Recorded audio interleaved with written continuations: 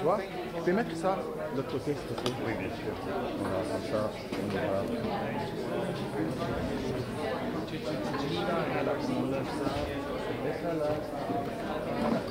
Ah putain, il est con.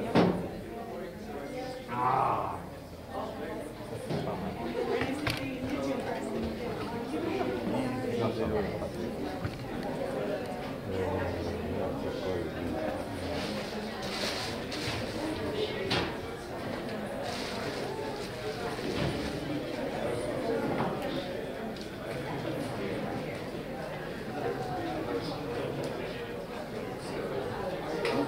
C'est connecté?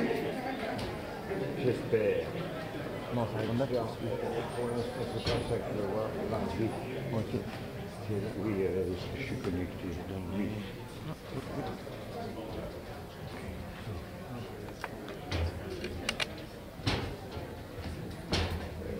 Il fait au repère.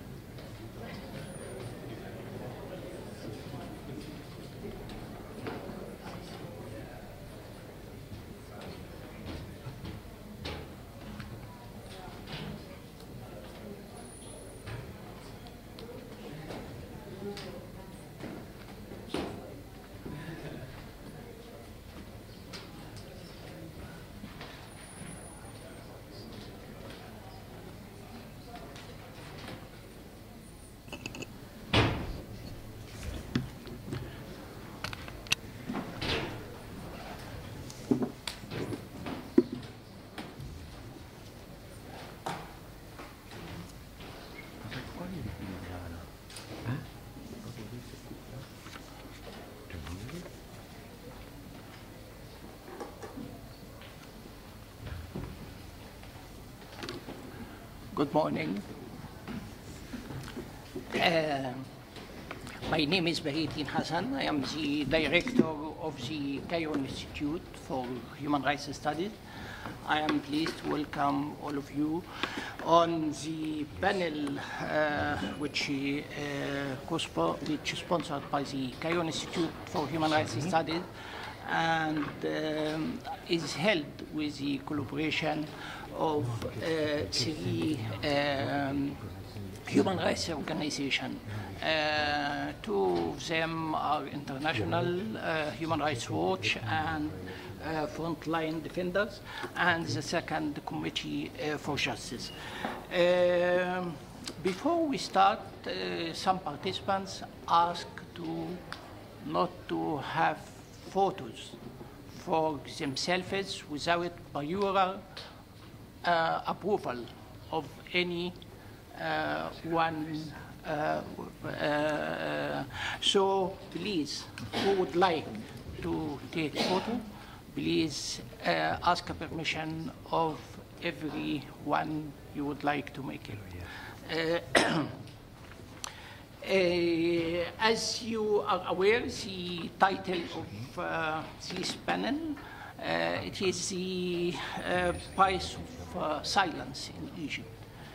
We meant by the price of silence in Egypt, the price of silencing every dissident voice, whatever for political and civil rights, or economic and social rights, or even for complaining about day-to-day suffering.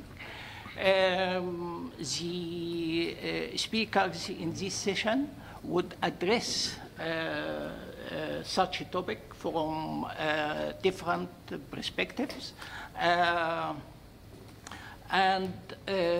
But also we meant by this title the relative silence of the international community in relation to the horrible growing repression in Egypt, in particular since 2013. Even we are talking about how much support from the international community to United Nations experts and special rapporteurs, the High Commissioner, the international mechanism. In today's panel, I am honored to have with me my colleague Amr Magdi, the special research on Egypt for Human Rights Watch, Shaima Abul Khair from, excuse me, you are the media speaker or advisor for Committee for Justice, and Mr. Andrea Roca, the Deputy Director for Frontline Defenders.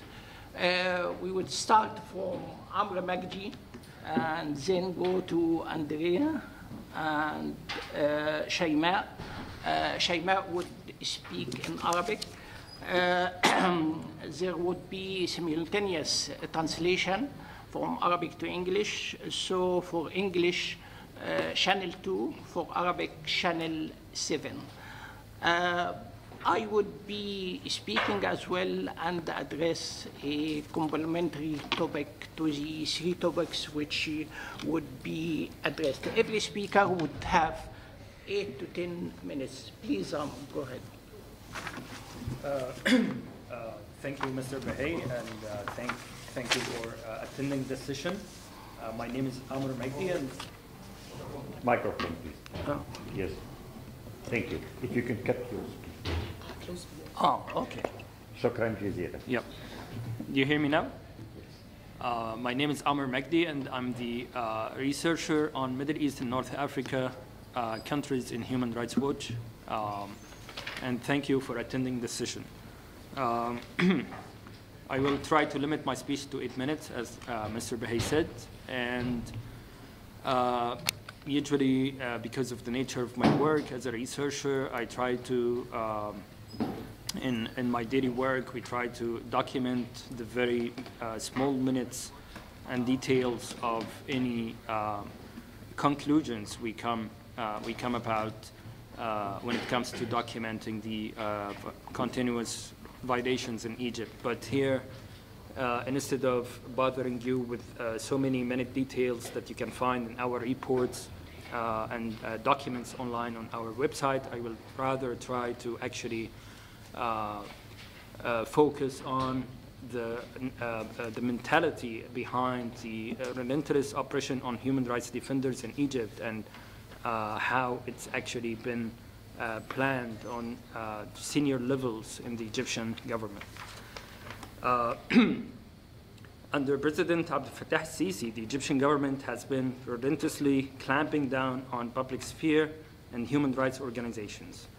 Obviously, in a country ridden by the worst human rights crisis in the country's history in recent decades, one of the government's strategies would be to silence human rights criticism. The plan to do so is double-fold: security coercion and attempts to win a battle of curating a discourse that builds a parallel regime of truth.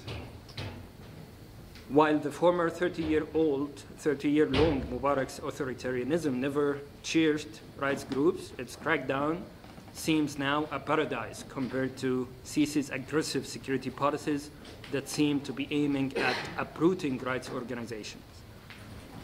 Sisi's government managed through coercion to shut down many Egyptian organizations and push international organizations such as Human Rights Watch, Amnesty, Oxfam, and many others outside the country.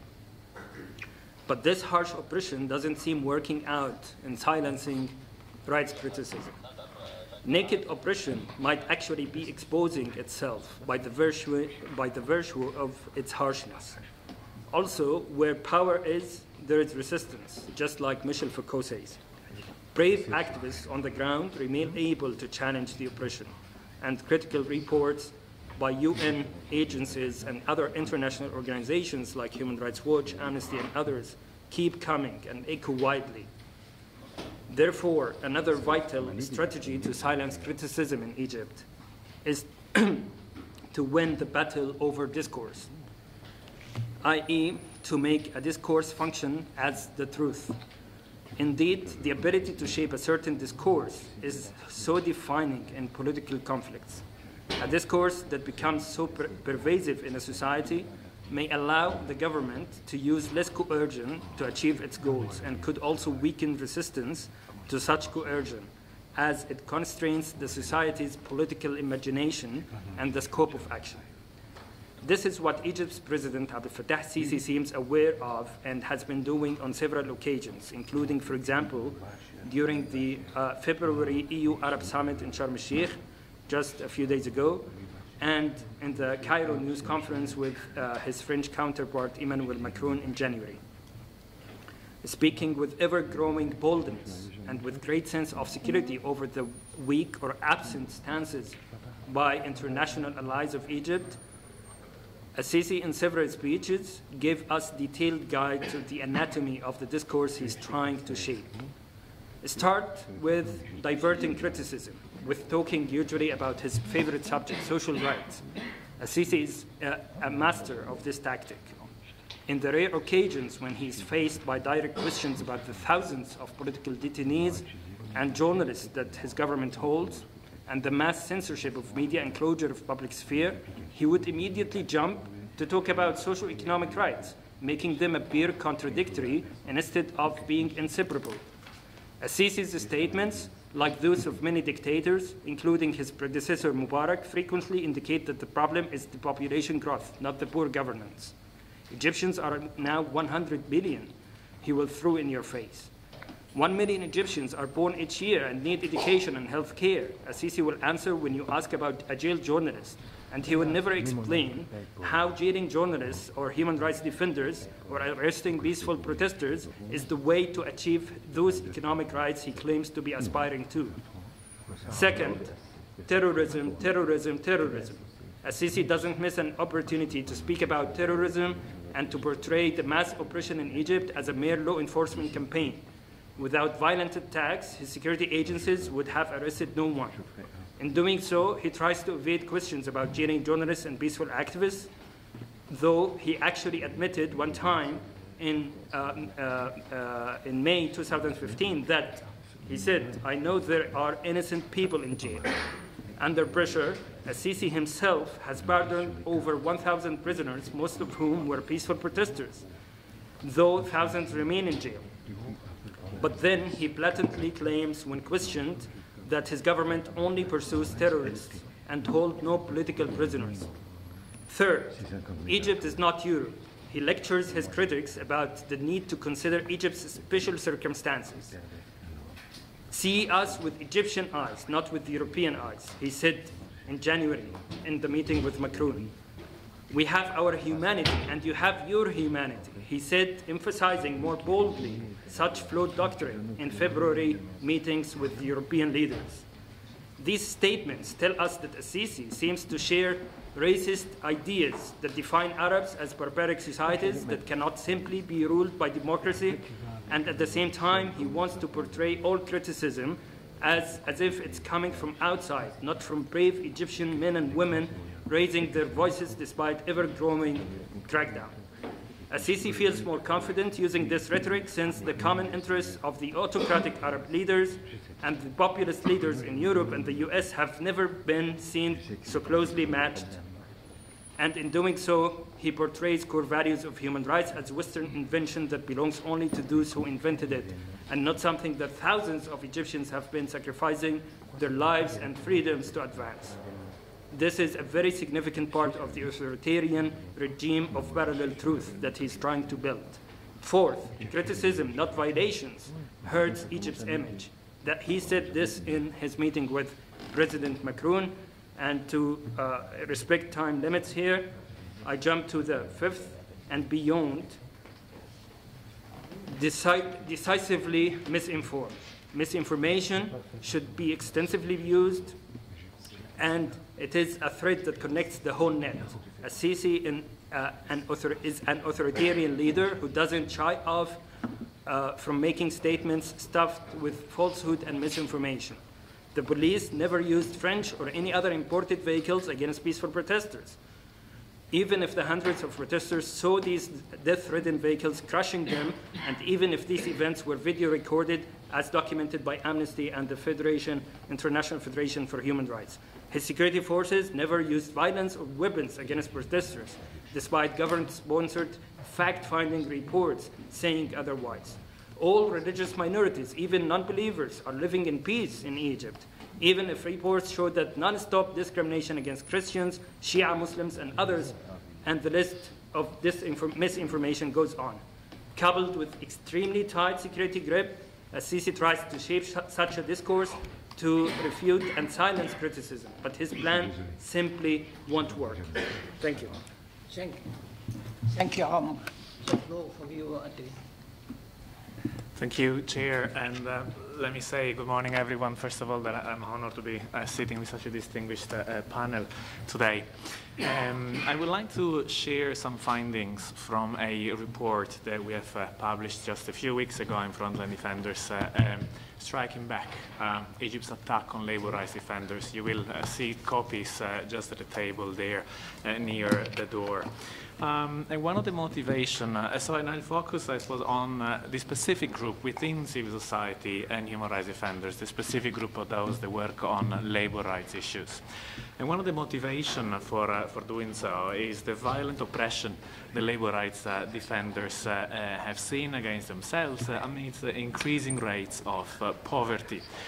Which in itself makes their work much more significant and important. According to a statistic from the World Bank, over 60% live in some urban areas, live below the poverty line. So this, as Amr was saying, this goes very much against the rhetoric and the, I suppose, the message from the government that there is a huge economic progress. And labor rights defenders in this situation play an instrumental role, not just for labor rights themselves, but for a whole host of economic, social, and cultural rights, including access to healthcare and education, for example.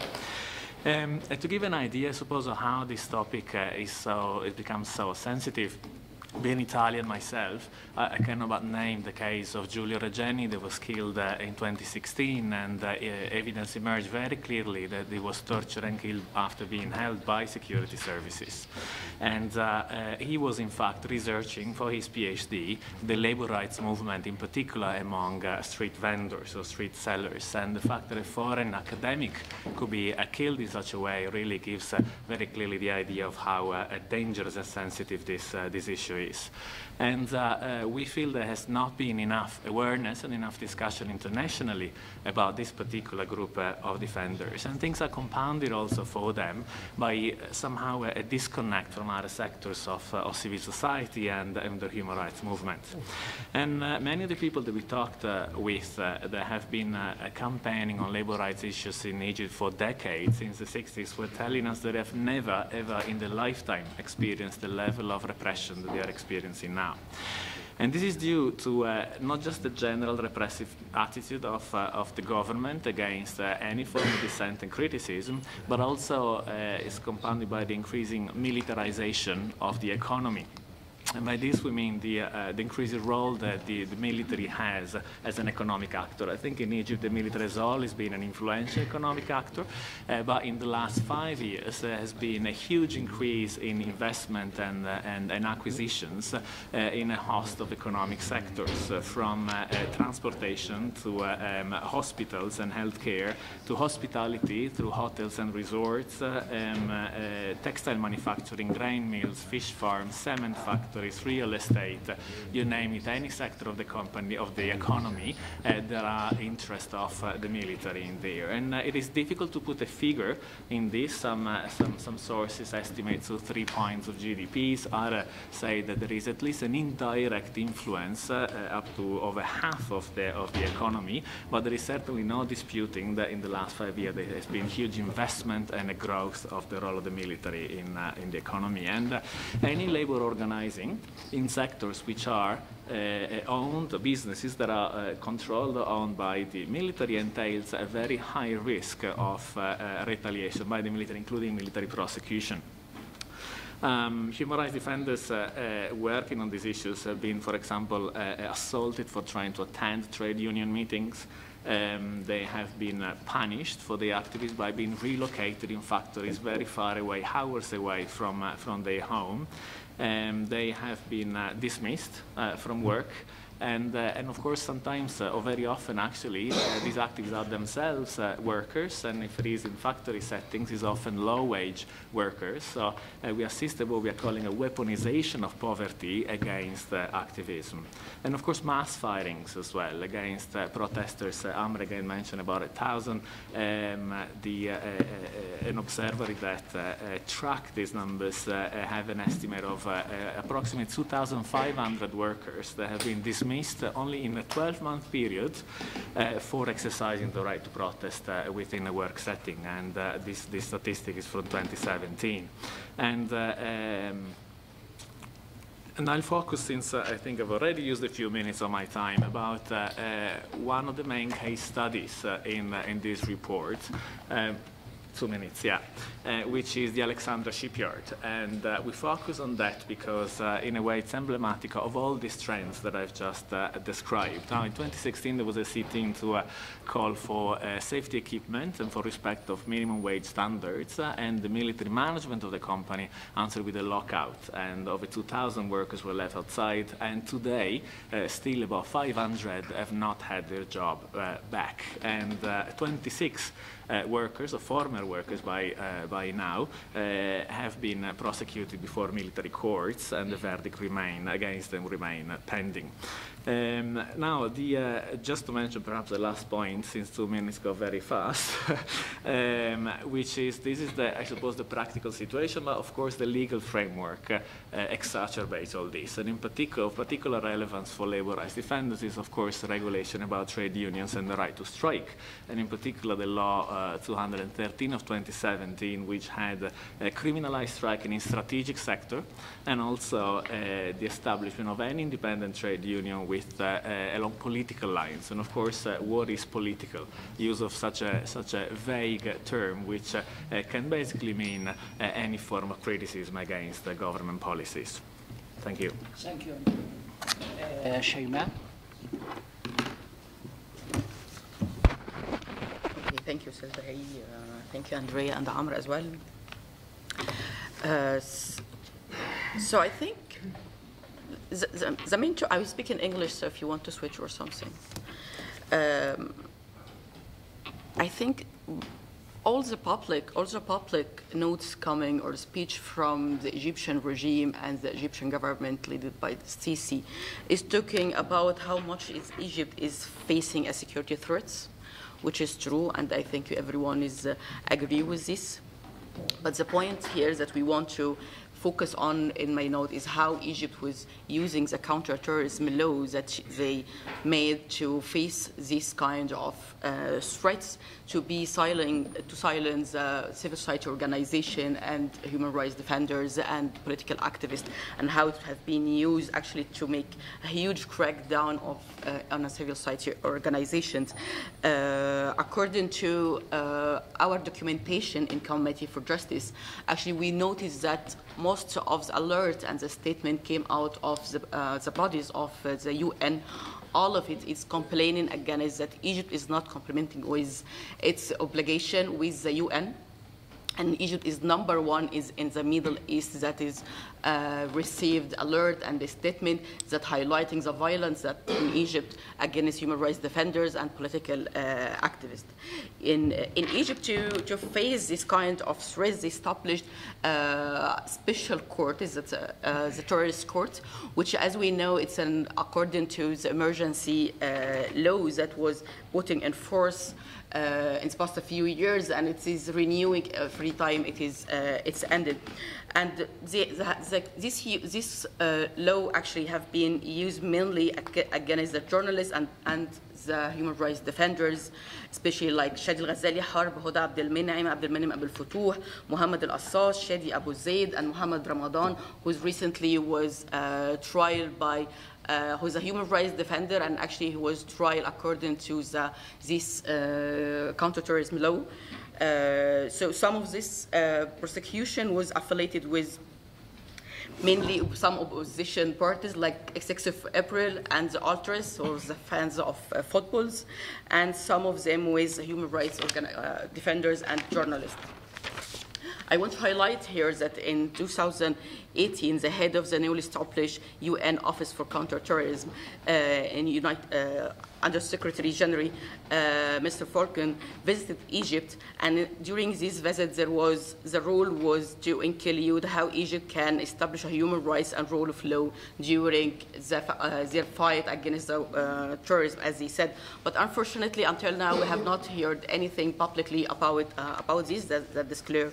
How it was disclosed, and from January 2016 to January 2018, Egypt was using the counterterrorism court to silence this, and Egypt was a chair of the UN Security Council Counterterrorism (CTC), which is a body to complete of all the 11 council members that monitors the members and how they implement of the Virus Security Council resolutions and decision dealing with the counterterrorism. And in all of that Egypt was actually failing to do this. I want to back again to, I'm sorry, just I lost part of my notes. So, yeah. So in the Sisi government, actually assisted by the Ministry of Media, they want to, we can say they increase the control on media, so to control the role of media, so it's not being able to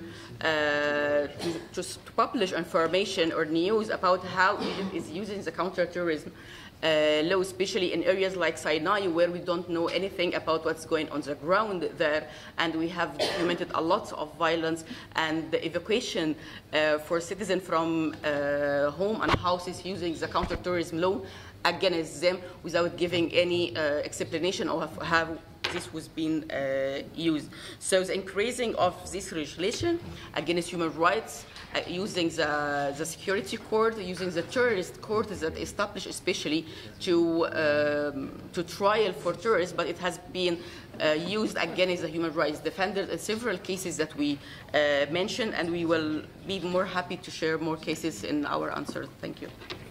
Thank you, Shaima. Thank you.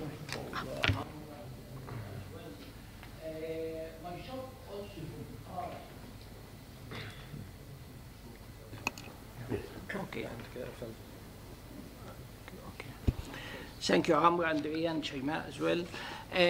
My job also, in addition to moderation of this session, is to address another topic, which is the constitutional amendments which passed recently by the Parliament, and they will continue discussion for the next 8 weeks, and it is supposed that Egyptian people would be invited within 2 months to say yes or no on for those amendments.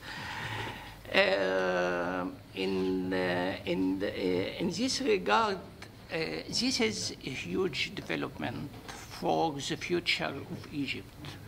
It is not just saying that those just amendments. It is not technical amendments. It doesn't aim to consolidate the constitutional guarantees for human rights of the people. No, to the contrary. I would just highlight 3 objectives of those constitutional amendments. In fact, President Sisi, his first plan was to make such amendments before the presidential elections which took place last year. But for a reason or another, he couldn't make it. And this may explain also what happened during this presidential election, and I will come back to that later. The proposed constitutional amendments aims, number one, to codify and legalize illegal practices and unconstitutional policies and laws that have been in place since 2014. So, granting President Sisi formal power over the judiciary and eradicating what remains of its independence. According to a senior judicial source, he told the press that the main aim of these constitutional amendments is constitutionalization of dictatorship in Egypt. Number two, the aim number two is to keep President Sisi in power effectively for life and grant him and the other top generals impunity from all the brutal human rights which just we have heard a sample of such crimes from the three speakers. Impunity from all the brutal human rights crimes that have been committed throughout the past years, similar to what was witnessed in Chile under the dictatorship of General Pinochet. Third, the constitutional amendments seek to constitutionally give the military a political rule. It has, the military has a political rule since a long time in Egypt, but not by the constitution. One of those amendments would grant this political rule to the military. So it give it a legal mandate to turn Egypt in any time of political crisis, turn Egypt into a bloodbath, like the one we are still seeing in Syria.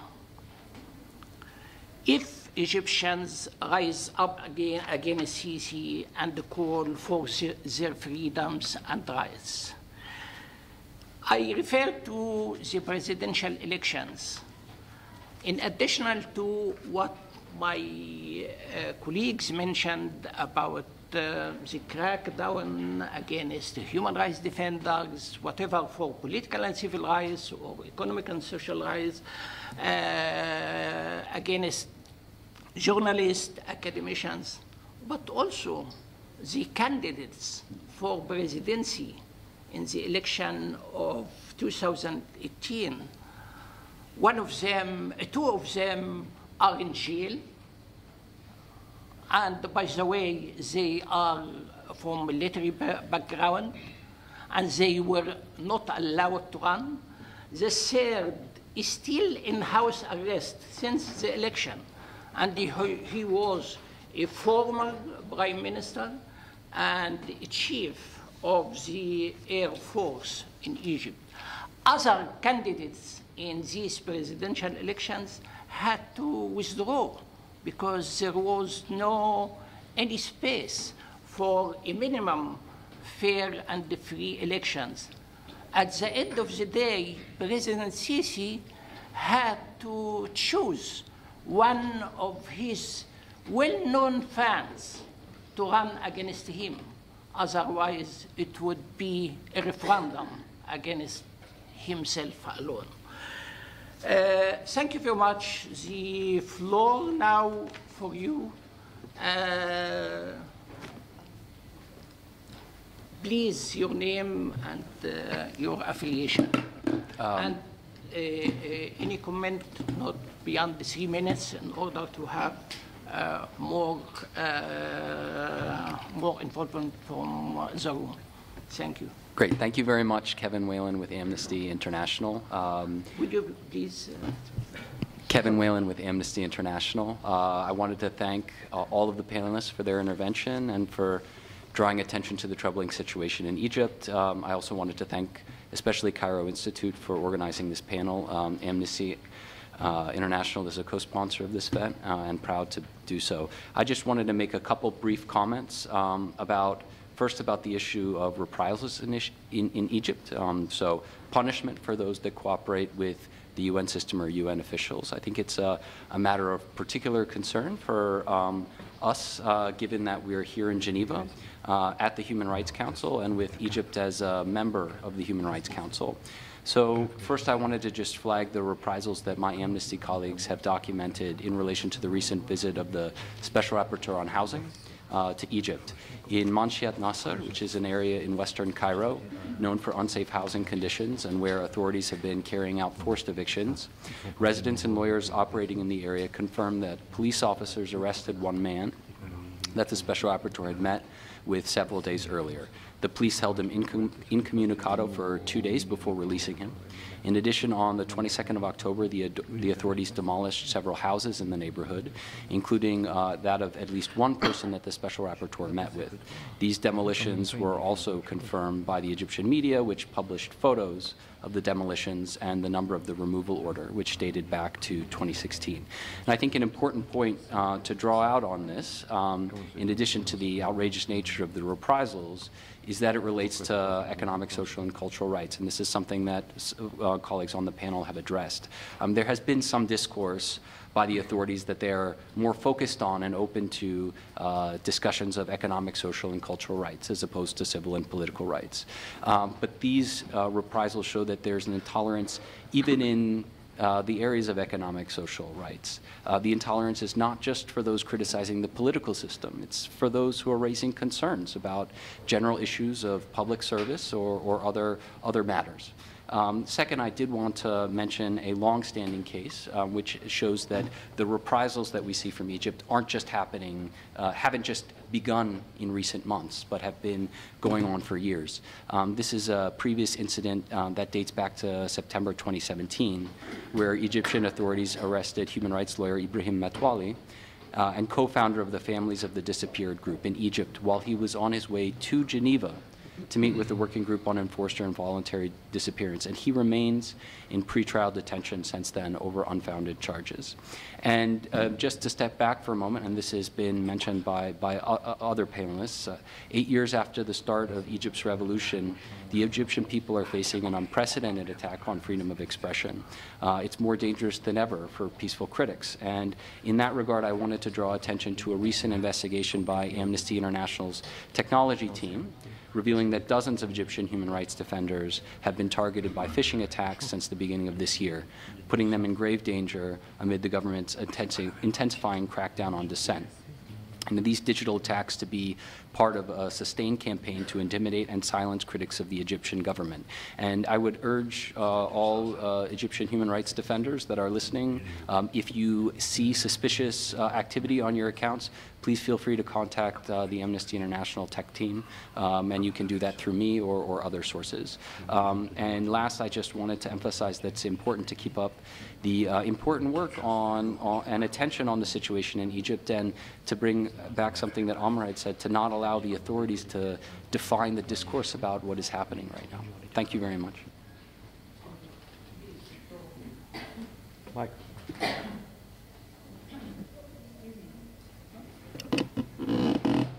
Good afternoon. I'm Leilani Farha. I am the UN Special Rapporteur on the right to housing, who was just referenced in my colleagues' comments from Amnesty.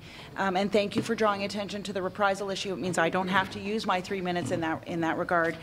So I'm sitting here with my two team members, both of whom traveled with me to Egypt in September of last year for a country mission.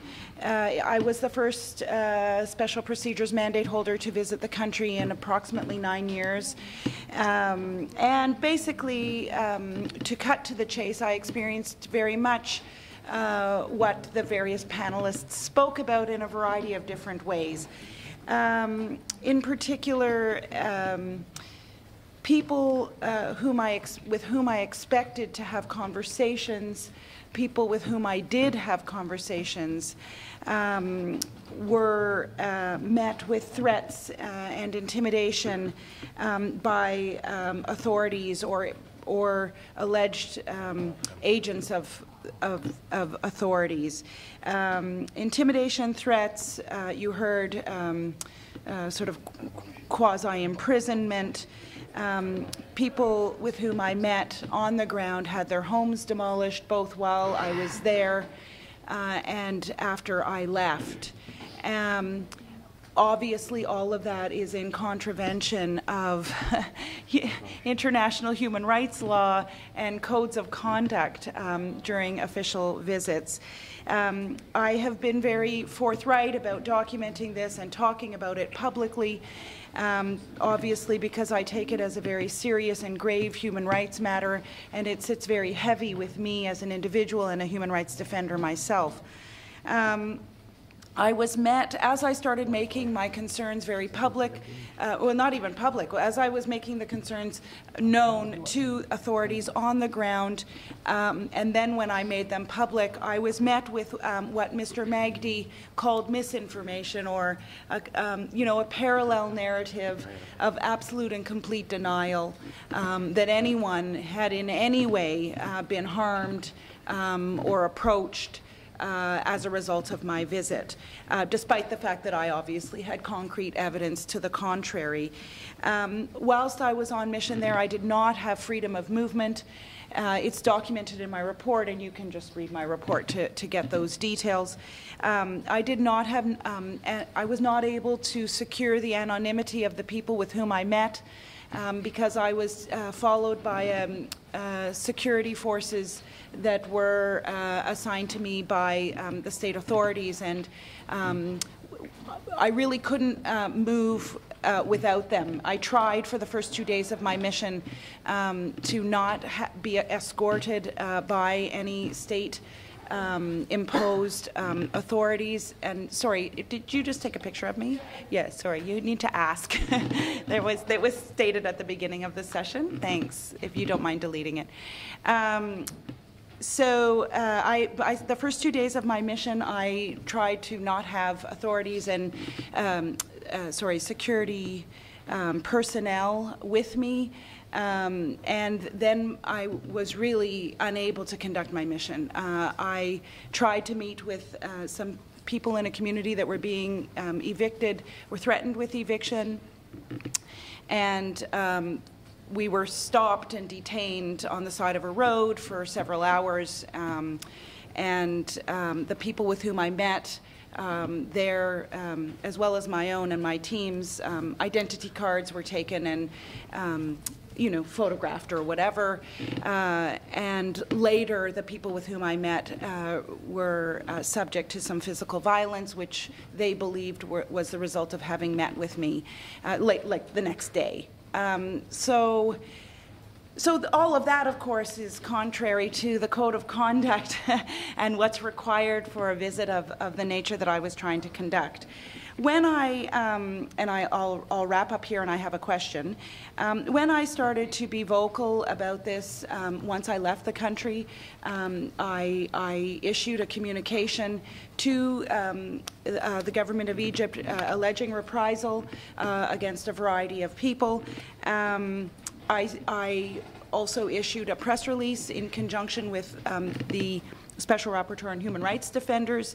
I spoke to the media, and at that point, I would say to the interactive dialogue on Monday would have heard the allegations against me, basically that I have obstructed justice by not providing the names of the people who suffered reprisal. But of course, those people asked that I not provide their names for fear of further reprisal, and that I am somehow allied, I believe, with the Muslim Brotherhood, because I spoke to Al Jazeera as one of my media outreaches.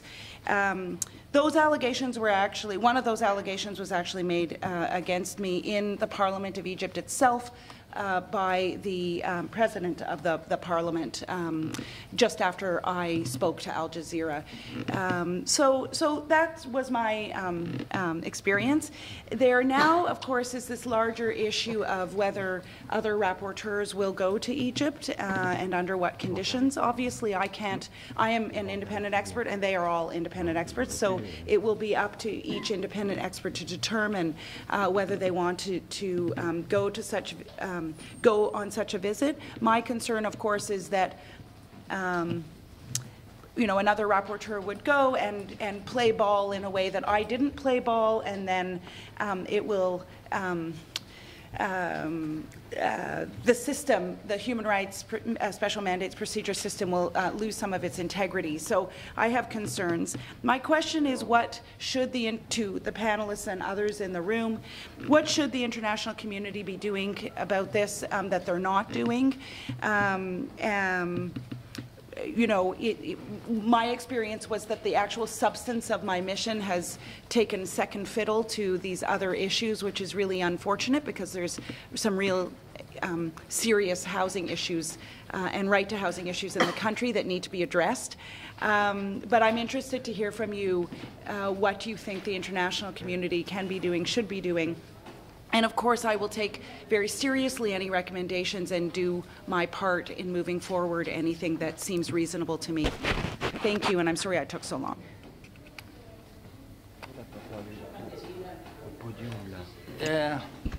I would like to use this opportunity to congratulate you on your report, your mission.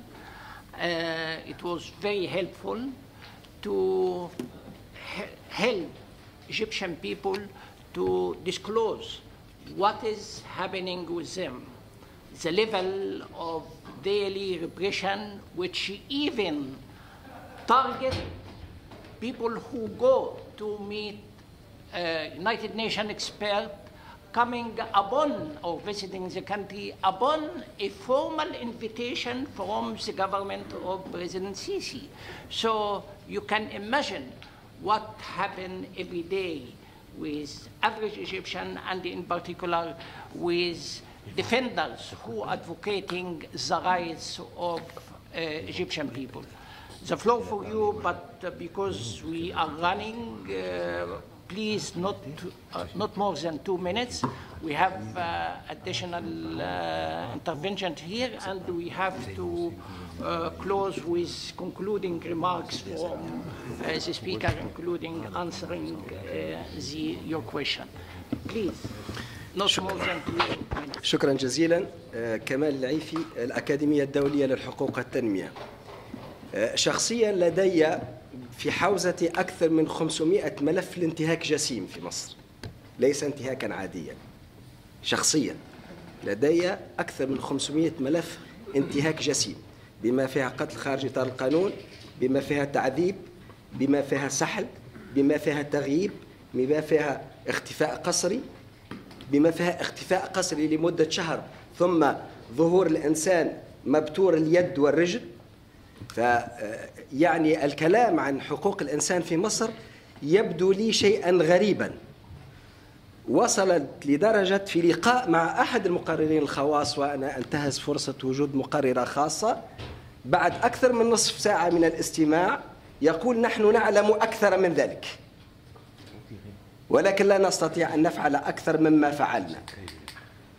مع كل هذا أنا أطرح سؤال ليس للمتدخلين وأحيي فيهم الشجاعة، لأنه مركز القاهرة للأسف ومن المتناقضات مركز القاهرة يعمل خارج القاهرة، وهذا من المفارقات العجيبة.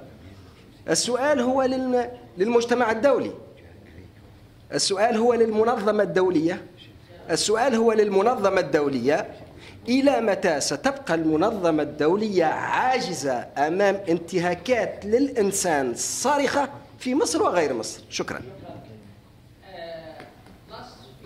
Just 1 minute, because our colleagues are waiting for the next session. مش لازم. Okay. Okay, I am so sorry. If you can't limit your...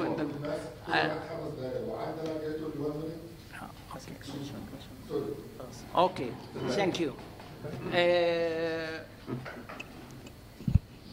Please, for the last concluding remarks, 1 minute each.